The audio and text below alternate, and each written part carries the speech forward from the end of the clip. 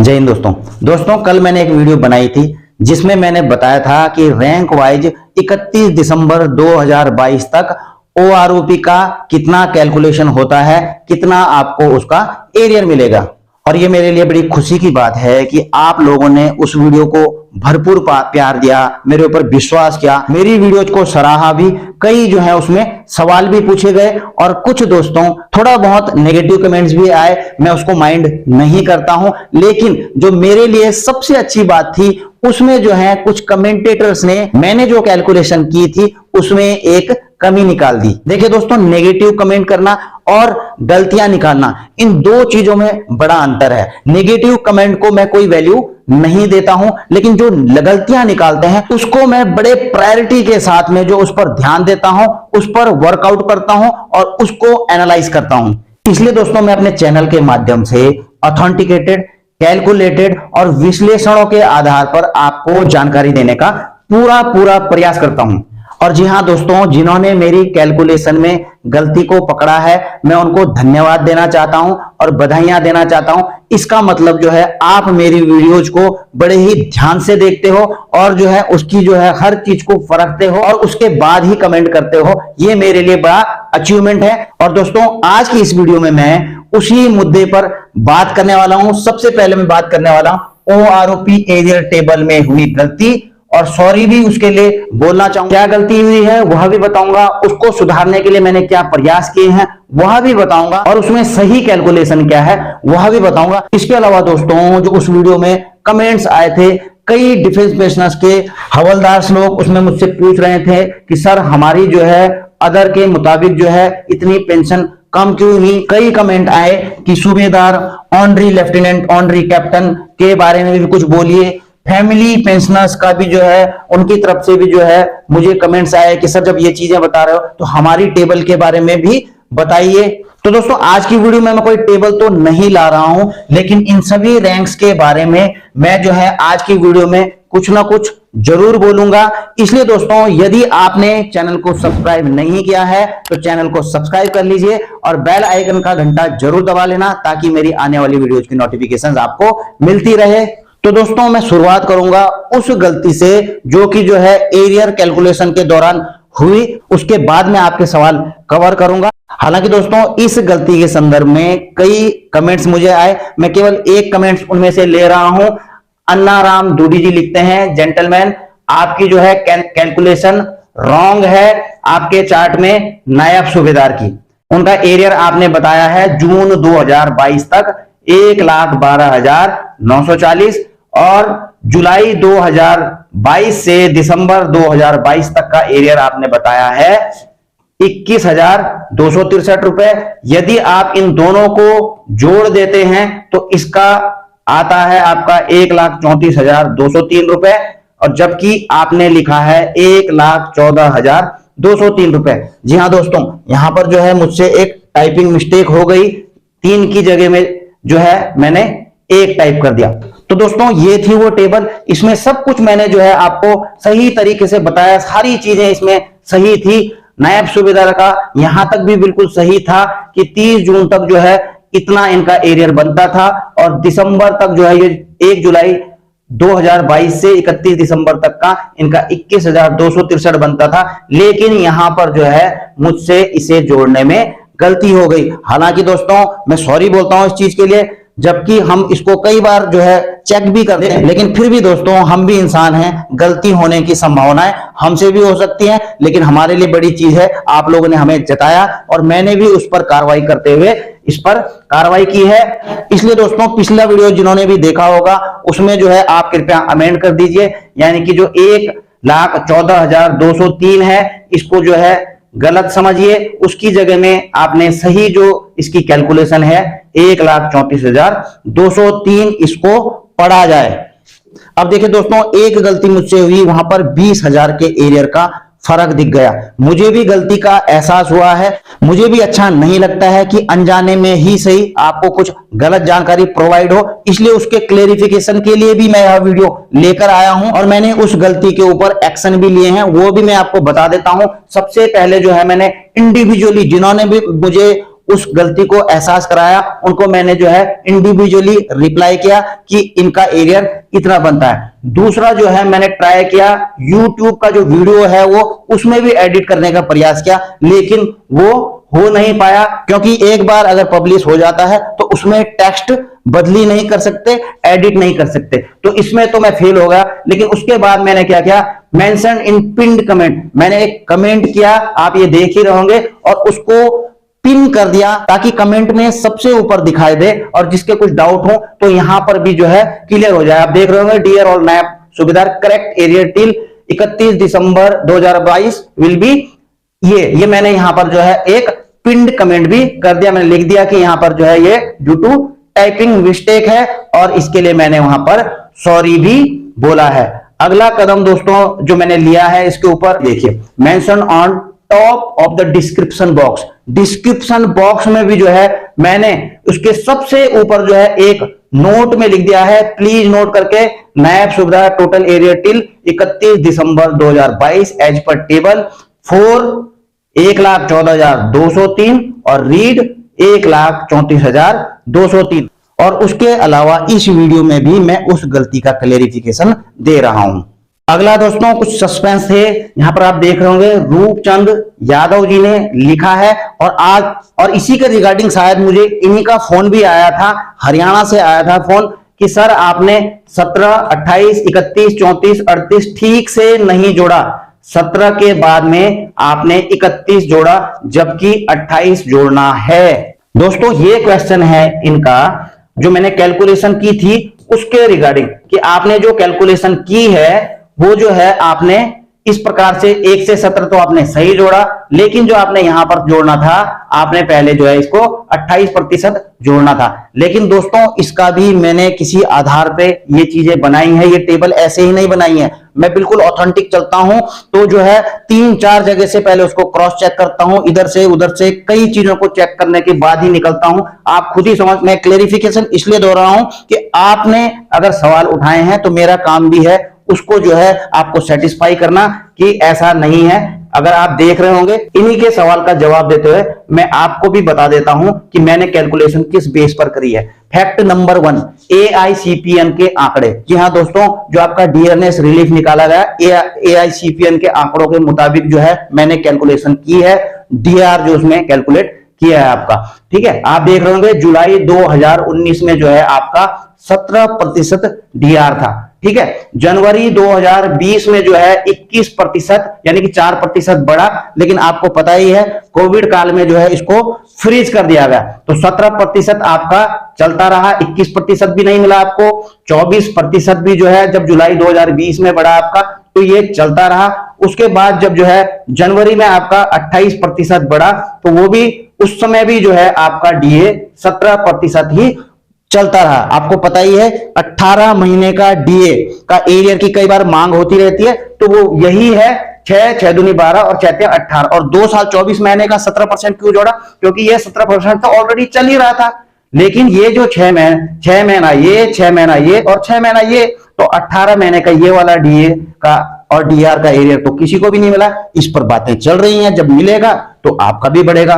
तो यहां पर जो है यह जो 24 महीने का पीरियड है इसमें जो है 17% की दर से आपका जो है डीआर कैलकुलेट किया गया आपका एरिया निकालने के लिए। और जो जुलाई 2021 से है, आपको पता है कि जब इस समय जो है डीए और डीआर को रिलीज कर दिया गया था, तो 31% की दर से आपको वहां पर मिलना शुरू हो गया। दूसरा जो मेरा आधार है, आप यहां पर देख रहे होंगे, ये जो पीआईबी की रिलीज किया गया था 1 रैंक 1 पेंशन के लिए, तो उसमें भी आप देख रहे होंगे यहां पर कि DR at the rate 17% for the period from July 1 2019 to June 30 June 2021, इसके लिए है दोस्तों 17%। तो यही तो है, ये 2 साल का पीरियड है, मैंने भी वही निकाला है, एआईसीपीएन के आंकड़ों से भी वही चीज है। और उसके बाद ये 31% है for the period from July 1 2021 to 31 December 2021, यानी कि इस 6 महीने में आपको जो है 31% की दर से डीए या डीआर कैलकुलेट किया गया है। अब आप आगे देख रहे होंगे, ये वाला वो चार्ट है। अब आप इसमें क्लियर देख भी सकते हैं इस चीज को कि जो है ये जो 2 साल का पीरियड है, इसमें मैंने 17% की दर से जो है डीआर को कैलकुलेट किया है। ऑथेंटिक बेस पे किया है, मैं ऐसे नहीं करता हूं, मैं इसलिए कहता हूं, मैं चेक करता हूं 2 जगह 3 जगह जो ऑथेंटिक चीज है वहां से चेक करने के बाद करता हूं। अगली चीज जो आप 6 महीने का, ये भी मैंने आपको बता दिया था 31% की दर से। अगला मैंने निकाला था जो 1 जनवरी से 30 जून तक का, वो 34% डीआर। आप चेक कर लीजिए गूगल में, आपको भी मिल जाएगा 34% जो है डीआर। उसके बाद जो है जो मैंने आपका एरियर निकाला था 1/7/2022 से 31 दिसंबर, ये इस 6 महीने के पीरियड के लिए 38% की दर से जो है आपके लिए निकाला गया था दिया। तो टोटल मिला के ये इस प्रकार से इसकी कैलकुलेशन की गई थी। अगला जो डाउट था, दौलत सिंह जी ने अपने कमेंट के माध्यम से कहा है कि सर सिपाही के बेसिक पेंशन 17 साल की 17,130 रुपए है जो मिल रही है, आप 17,699 बोल रहे हैं, जो कि रॉन्ग है, गलत है। धन्यवाद। तो दोस्तों मैं आपको बता देना चाहता हूं, दौलत सिंह जी को भी बता देना चाहता हूं, आप बिल्कुल सही हैं। 17,130 रुपए जो है बिल्कुल आपने सही निकाली है 17 साल के सिपाही की पेंशन। लेकिन दोस्तों मैं आपको यह भी बता देना चाहता हूं कि जो सिपाही की पेंशन जो पीआईबी का जो टेबल निकला है उसमें 17 साल कैलकुलेट नहीं की गई है, जो स्टैंडर्ड जो है सर्विस नहीं ली गई है, उसमें ली गई है दोस्तों 20 साल सिपाही की स्टैंडर्ड सर्विस। तो मैं अपनी मर्जी से 17 साल कैसे कर दूं, जब जो है सीजीडीए की तरफ से गवर्नमेंट को 20 साल दी गई है, तो मैं इसको 17 साल कैसे कर दूंगा। इसलिए मैंने इसको लिखा भी गया है, this is as per PIB table, जो कि पीआईबी टेबल के मुताबिक ही मैंने इसको किया। आप खुद ही इस टेबल को देख रहे होंगे, सिपाही जो है 17,699 रुपए। अगर पीआईबी की टेबल इसको 17,699 दे सकती है, तो मैं इसको गलत कैसे कह सकता हूं। मैं भी यही दूंगा, भले ही उन्होंने 20 साल के ऊपर दिया हो। अगला क्वेश्चन आया है दोस्तों राजेश कुमार नायर जी का, और कई क्वेश्चन आए हैं हालांकि हवलदार के रिगार्डिंग में। इन्होंने लिखा है, dear sir, first of all my big salute to you sir. In this calculation OROP, Havaldar rank got lowest rate increment. Why like that naik rank better than havildar. ये कहते हैं कि हवलदार को जो है सबसे कम रेट में इंक्रीमेंट क्यों मिला है, जबकि नायक को तो जो है इनसे भी अच्छा मिला है। तो दोस्तों मैं नायक के साथ में तो कंपैरिजन नहीं करूंगा हवलदार का, कि जो है इनकी अपेक्षा इनको कम मिला है, क्योंकि देखिए नायक को भी मिलना चाहिए जहां पर उनका है, ठीक है, उनको ज्यादा मिल रही है तो उनके हिसाब से ठीक मिल रही है। यहां पर कुछ सवाल जरूर पैदा हो जाते हैं कि हवलदार को कम क्यों मिल रहे हैं। हम भी चाहते हैं कि हवलदार को और ज्यादा मिले। हवलदार तो जो है पलटन में यूनिट में जो है रीढ़ की हड्डी कहा जाता है उनको, फिर यहां पर जो है उनको कम क्यों मिल रही है। लेकिन दोस्तों मैं आपको बता दूं, जो ओआरओपी का कैलकुलेशन है, मैं मोटा मोटा बता देता हूं, 2018 को बेस ईयर मान करके लिया गया है, और हवलदार की जो है 24 साल सर्विस वहां पर ली गई है, यानी कि 2018 में जो हवलदार पेंशन आया होगा उसकी जो है मैक्सिमम पेंशन ली गई है 23,498 रुपए, यानी कि पूरे साल के अंदर कोई हवलदार पेंशन आया और जिस भी हवलदार की सबसे ज्यादा पेंशन थी वो कैलकुलेट की गई है यहां पर 23,498। अब आप पूछोगे कि ये कहां से आया, तो ये भी जो है जिस प्रकार से मैंने ऑथेंटिसिटी हर चीज की दी थी, तो इसकी भी कुछ ऑथेंटिसिटी है, इसीलिए मैं इसको दे रहा हूं कि यहां पर जो है उन्होंने 23,498 पूरे साल में कोई हवलदार आया होगा उसकी मैक्सिमम ये रही। तो इसके हिसाब से कैलकुलेट करके वो टेबल बनाई है, और मिनिमम जो है हवलदार की जो बताई गई थी वहां पर 20,000 जो है 66 रुपए। अब इन दोनों का जो है इसका और इसका जो है उन्होंने एवरेज निकाल करके दे दिया, जो आपको वहां पर दिखाई दिया है। अब देखिए दोस्तों, यहां पर अगर किसी की 20,066 रुपए से कम आ रही होगी, 19 आ रही होगी, तो उसकी तो ज्यादा बढ़ोतरी होगी। लेकिन जैसे जैसे इन दोनों के बीच में गैप कम होगा, सपोज ये 20 की जगह 21 हो जाएगा, तो एरियर और भी कम पड़ जाएगा।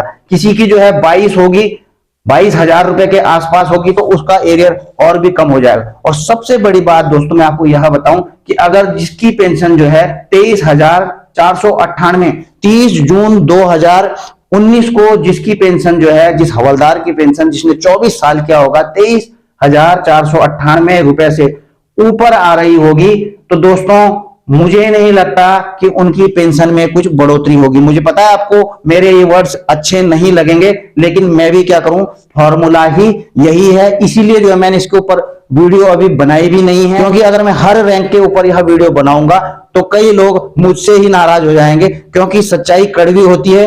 कई उस चीज को पचा नहीं पाएंगे कि हमारी पेंशन यहां पर बढ़ न रही है, हम तो ऑलरेडी ऊपर ले रहे हैं। और नियम ही दोस्तों यही है। ये आपने अगर लिया है, इससे ऊपर अगर किसी की आ रही होगी जून 2019 में, 30 जून 2019 तक जिसकी ज्यादा आ रही होगी तो उसको नहीं बढ़ेगी उस हिसाब से। अगर बढ़ जाए तो अच्छी है, हम भी उसका स्वागत करते हैं। लेकिन जो फॉर्मूला है और ओआरओपी का formula average of maximum and minimum, अगर मैक्सिमम ही इसको ले लिया गया है और इससे मिनिमम जो भी होगा उसकी तो बढ़ जाएगी, ठीक है। लेकिन इससे ऊपर होगी उसका क्या होगा, उसका नीचे तो नहीं आएगा दोस्तों।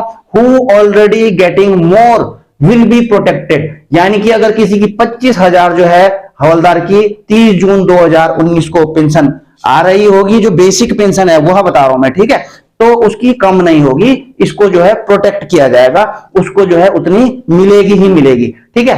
तो आप अगली चीज जो रीजन है वो ये है कि no formula like CPC 2.57 etcetera. तो दोस्तों वन रैंक वन पेंशन में कोई ऐसा फॉर्मूला नहीं है कि जो है सबकी जो है 2.57 बढ़ेगी, ठीक है। फिर सारे रैंकों की 5% बढ़ा दी जाए या सारे रैंकों की 10% बढ़ा दी जाए, तो ऐसा वाला कोई भी फॉर्मूला नहीं है। यहां जो है जो इसका फॉर्मूला है सेम रैंक और सेम लेंथ ऑफ सर्विस के ऊपर ही चलेगा। लेकिन दोस्तों मैं उम्मीद करता हूं कि 2018 में जो है हवलदार की जो मैक्सिमम रखी गई है यहाँ पे, हो सकता है ये ज्यादा हो और आपकी पेंशन में भी कुछ फर्क पड़े, या जो नई सीजीडीए की टेबल निकलेगी उसके बाद ही ये सारी चीजें बिल्कुल क्लियर हो पाएंगी। अगला कमेंट आया था दोस्तों वीरेंद्र सिंह का, नमस्कार सर जी, एरियर के बारे में सबसे बड़ी दुविधा यह है कि कितने साल की सेवा से पेंशन आने वाले को कितना एरियर मिलेगा। सर्विस ऑफ लेंथ से एरियर की जानकारी कहीं से भी किसी भी यूट्यूबर ने अपने वीडियो में अभी तक नहीं बताई है, ना तो सरकार ने ही और ना ही आप लोगों ने अभी तक इस बारे में कोई जानकारी दी है, जिससे सभी पेंशनरों को अपनी की गई सर्विस के अनुसार मिलने वाले एरियर की सही जानकारी हो सके। कृपया आपसे अनुरोध है कि इस बारे में वीडियो बनाकर सभी पेंशन भाइयों को जानकारी देने का भी कष्ट कीजिए। इसलिए जो है सभी पेंशनर आपके तहे दिल से आभारी रहेंगे। आपकी इस वीडियो बनाई हम सभी पेंशनर भाइयों को बेसब्री से इंतजार रहेगा। जी हाँ दोस्तों, वीरेंद्र सिंह जी का कहना है कि सबकी अलग अलग पेंशन होती है। आपने जो एरियर की सीट बनाई है वो तो ठीक है, लेकिन आपको जो है अलग अलग साल में जो आए हैं, कोई 15 में आया होगा, कोई 16 में, कोई 17 में, 18 में, एक ही रैंक में आया होगा, तो आपको सबके बारे में जानकारी देनी चाहिए। किसी भी यूट्यूबर ने यह नहीं दी है और न ही गवर्नमेंट की तरफ से दी गई है। तो मैं आपको बता दूं, हमको भी कुछ बेस चाहिए होता, उसी बेस पर जो है हम वीडियो बनाते हैं। और जो मेरा बेस था एरियर निकालने का रैंक वाइज, वो बेस था मेरा पीआईबी की टेबल, और उसमें जितने साल के रैंक के लिए उन्होंने वहां पर फिक्स किया था, तो उतने साल के रैंक के लिए तो मैंने एरियर निकाल दिया। लेकिन दोस्तों इसका कैलकुलेशन हमारे पास नहीं है कि जो 15 में आया होगा तो उसकी 2018 में सबसे ज्यादा पेंशन कितनी रही होगी, या फिर 15.5 साल में आया होगा उसकी कितनी रही होगी, 17 में आया होगा, 18 में आया होगा। ये जो 2018 में रिटायरमेंट आए हैं, अलग अलग सर्विस करके आए हैं, अलग अलग रैंक में आए हैं, बहुत ज्यादा डेटा की जरूरत पड़ती है इसको, ये हमारे पास नहीं होते हैं। ये जो है पीसीडीए के पास में होंगे, सीजीडीए के पास में होंगे, वही जो है इसका पूरा कैलकुलेशन करेंगे और निकालेंगे हर चीज को। हाँ, जिस चीज के बारे में वो हमको कुछ जानकारी दें कि जो है 15 साल करके ये आया था और इसकी जो है मैक्सिमम इतनी ली गई है, तो उस बेस पे तो हम बना देंगे। लेकिन बिना बेस के दोस्तों हम वीडियो नहीं बनाते हैं। इसलिए दोस्तों हर चीज को समझने के लिए आपको थोड़ा और आगे इंतजार करना पड़ेगा सीजीडीए की टेबल का। अब दोस्तों आप आगे देख रहे होंगे, आप यहाँ पर कल्याण कुमार घोष जी लिखते हैं, thank you sir for your nice information, but what about subedar, honorary lieutenant and honorary captain? OROP is not applicable to these categories. If so, please clarify the reason for the information of the above categories. Thank you sir. यहां पर साहब लिखते हैं कि सूबेदार, honorary lieutenant और honorary captain, क्या इनको OROP एप्लीकेबल नहीं है? तो दोस्तों मैं आपको बता देना चाहता हूं, OROP तो एप्लीकेबल है, 101% एप्लीकेबल है। आपको इस चीज के लिए चिंता करने की जरूरत नहीं है। हाँ, इनका रैंक जो है टेबल में डिस्प्ले नहीं किया गया, यह जरूर संदेह पैदा करता है, लेकिन जहां तक मैं समझता हूं इसमें संदेह वाली बात नहीं करनी चाहिए। क्यों नहीं करनी चाहिए कि जहां तक मैं समझता हूं कुछ एनामोलीज हैं, कुछ विसंगतियां हैं, उनको ठीक किया जा रहा होगा सीजीडीए की तरफ से। और आपको पता ही है कि ऑनरेबल सुप्रीम कोर्ट में सरकार की तरफ से दिया गया है कि अभी जो है टेबल पूरी तरीके से तैयार नहीं हुए हैं। तो दोस्तों जब तक इनकी टेबलें ही तैयार नहीं हुई होंगी तो वो कैसे करके उसको डिस्प्ले करेंगे। इसलिए दोस्तों आपको भी इंतजार करना पड़ेगा सीजीडीए की टेबल का। जैसे ही वो फाइनल टेबल निकालेंगे तो उसमें जो है आपका 100% जो है ये चीजें होंगी और आपको जो है इस चीज का क्लेरिफिकेशन हो जाएगा और आपकी भी जो पेंशन है तकरीबन उसी एवरेज में बढ़ेगी जिस प्रकार की अन्य रैंकों की बढ़ रही है। अब अगला क्वेश्चन आप देख रहे होंगे, हरेन वीडियो जी लिखते हैं, सर फैमिली पेंशनर्स के बारे में भी बताया कीजिए कि कितना और क्या एरियर बनेगा, कितनी पेंशन बनेगी एटसेट्रा।